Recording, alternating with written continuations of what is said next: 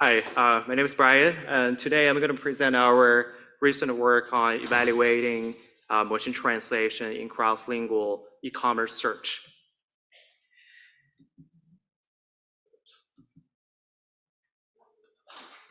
So multilingual search for e-commerce. So multilingual search capacity is essential for modern e-commerce product discovery, and also localization of e-commerce size and product information have led users to expect search engines to handle queries in different languages. Here, for example, at Amazon, we have all the products, and our products has been translated into different languages for different marketplaces in our stores worldwide. And for each one of the stores, and the users are provided with the LOP language preferences options, and for users to shop in their preferred languages. For example, in the US, people can choose Spanish as a shopping language, and in a German store, they can choose Polish, Turkish, Czech, English, and all those kind of languages. And all our stores worldwide will have this language preference options. So let me talk a little bit more about multilingual search for e-commerce. So although there are like recent proposed information retrieval framework, it's more like a neural search. Neural search are language agnostic. It can handle queries in in different languages. But however, a lot of legacy e-commerce search infrastructure still using symbolic information retrieval framework are still built on monolingual product information, and the support for multilingual search usually still bridged by machine translation.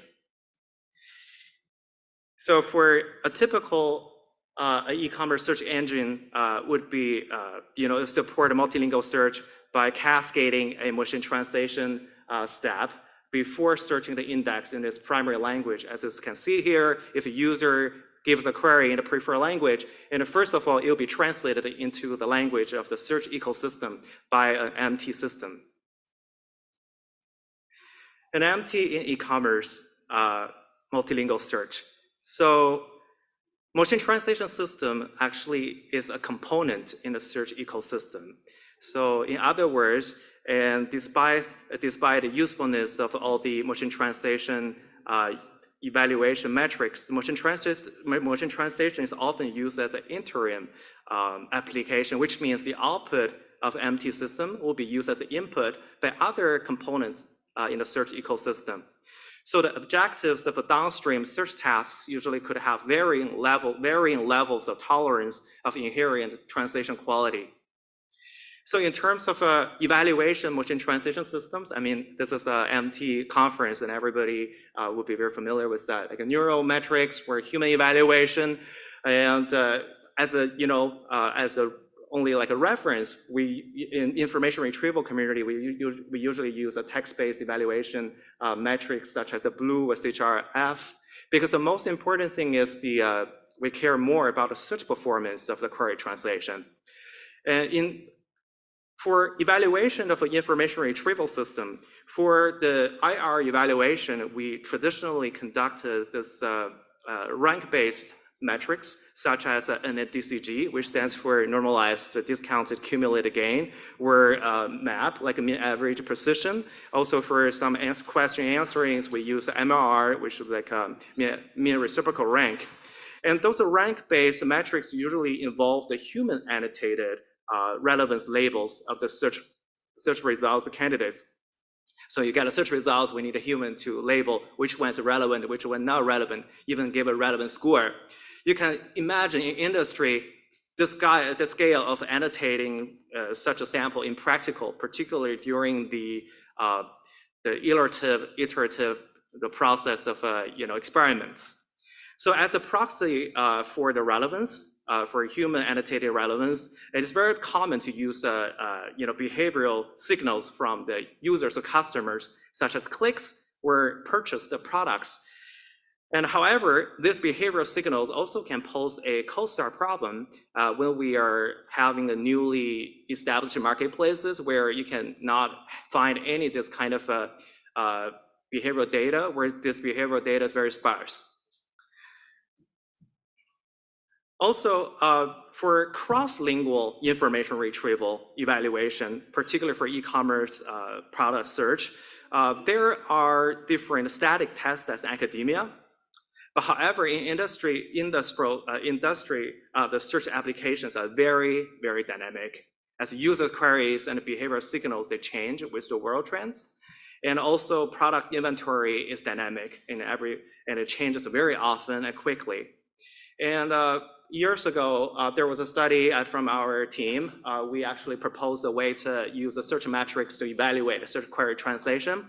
So back then, we're trying to do is when we use the reference query translation to get the search results, and we treat each one of the products in it as a true positive, and use this relevance IDs to evaluate the search results from query translation. But such methodology actually have a very strong assumption that everything retrieved by the reference query translation is the true positive, which is not always true. So also, although the behavioral signals from the user's clicks and purchases are very useful, and they are very dynamic and change according to product cycles and also seasonal business trends. And also these behavioral signals also need to be updated at regular cadence to accurately represent the relevance information needed to compute search metrics. Considering all of these, we are proposing a evaluation framework, which is a ranked based evaluation framework, and also a novel added distance based metric. So for the first one, is like this framework is to evaluate machine translation in cross-lingual information retrieval through rank-based search metrics using behavioral signals from the source of a target language as a proxy to relevance information without any human annotation. And this framework can also be used to create for e-commerce CLIR test sets at a scale. So as the figure on the right illustrates, this is our entire workflow. I will go through the workflow from the step one. As you can see, the first one is that we sample from the traffic of the queries in a target language. And at the same time, we also sample all the purchase products IDs, frequencies, and here possibly clicks associated with each one of the popular queries. Then for step two, we actually translate as a human to translate those queries back to the source language. So that way, you can actually have a bilingual test set. At the same time, for the target queries, you have the associated purchase product IDs and associated frequencies. We use those as a true positive, and also use the frequencies as a scale, the relevance to compute search metrics such as NDCG. Given this, for this particular figure, we illustrated when we're, for example, evaluating two machine translation systems here, so the green and red. We need to have two different versions of the query translation. So we have like a two query translation here, and then we, together with the reference query translation, we go through the search system. We get three different versions of search results. And using the purchase IDs and purchase IDs, purchase product IDs and frequency, we compute the search metrics. Here's one, like a MT1, MT2, we got a ranking metrics. And one thing I'd like to point out is that here, we also use a reference queries to get the search metrics well. If you attended our previous talk like 2 days ago, we didn't really care too much about this upper bound, because when machine translation is used as a component in search ecosystem, we need to isolate it to set an upper bound for the science development for this MT. So this particular upper bound will be the best MT could possibly reach.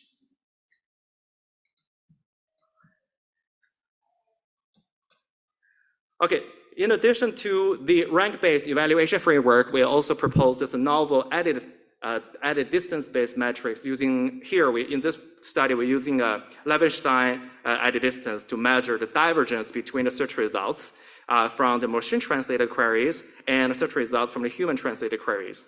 This metric doesn't need any relevance information at all. So this particular for co-star situations where clicks and purchase information are unavailable or very sparse. And at the same time, we propose this particular framework that's using added distance-based metric to approximate search performance without any need of relevance information. So the idea is illustrated as the figure. So you have the machine translated query, then you also have the reference query translation. You get a two-version search results. Then you just compute the added distance similarity between the two results by treating each one of products candidate as a character in a string. In short, we expect the search results of a good MT will not diverge too much from the search results from the reference query translation. And we also observe that it's common that some products are not even shared by the two search results. It's very common. And so we propose to using Levenshtein distance to model this divergence because Levenshtein distance has added operations of insertion, deletion, or substitution.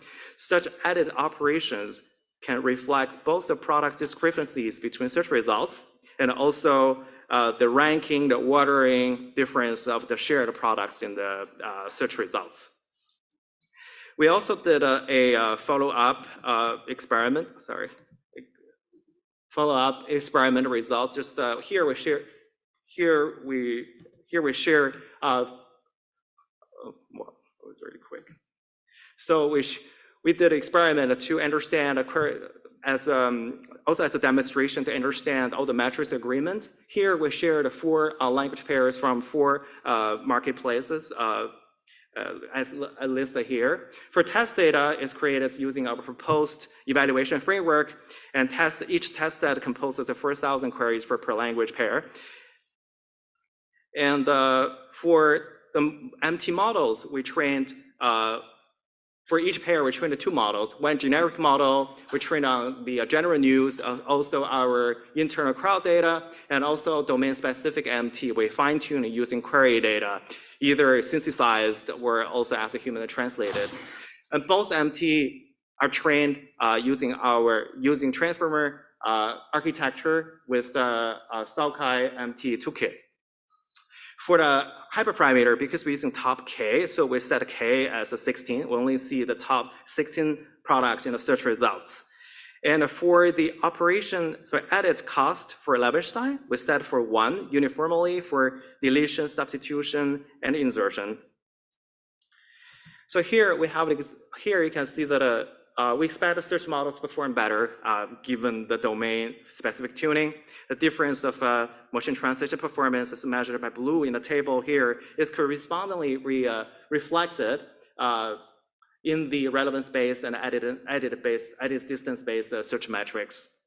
As those can see here, the upper bound at NDCG 16 is pretty much the upper bound of the search performance. Also, we did a correlation study between MT, also relevance-based and added distance-based metrics. So what we found out is for search MT, there's moderate positive correlation between delta NDCG and Levenshtein. When your search results is smaller or equal than 16, it also further shows Levenshtein distance can be an effective approximate metrics to evaluate the search performance of query translation, particularly in various cross-lingual e-commerce search scenarios when it's impossible to compute rank-based search metrics.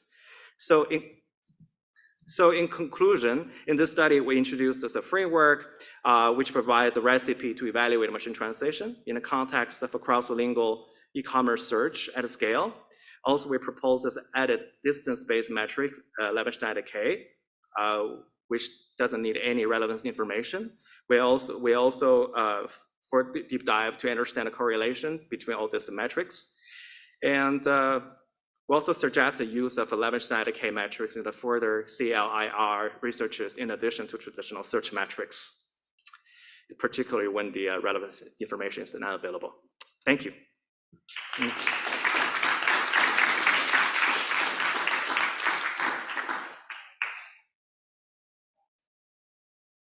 Thank you, Brian. Any empirical data on the correlation between the metric scores and the behavioral factors? In other words, with the improved MT quality, how more often they buy? That would be, so for this particular offline metric, we would like to get a signal, like a search performance, right? Linguistically, your translation is great, it's great, but we really don't see how good it performs in the search ecosystem. To answer your question, if we can see search performance of a model A is better than B, what we need to do is do A/B testing. We will see how much with a new model, like how much business impact it will make. So this one is just one dimension for one evaluation dimension for query translation for search. So no empirical data yet, but maybe next year. You mean correlation? Yeah, so we applied the metric. We saw that at this level of MT, they find what they need and they buy with this percentage of cases. And with a higher metric, they buy at a higher percentage. Oh, well, it depends on search framework, right? If I mean, if your search ecosystem, I really have a high level tolerance of translation quality. No matter how much you improve your machine translation system, it will make a very little impact. If your search system is very sensitive, then you have a lot of room to improve. We are very well aware of that issue. Thank you. All right, thank you. Yeah, let's thank him again.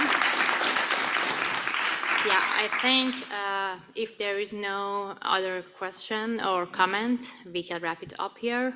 And please don't forget to vote for the best presentation, whatever you think is the best, because you have time till today for something. Yeah, you have to be fast. Yeah, thank you.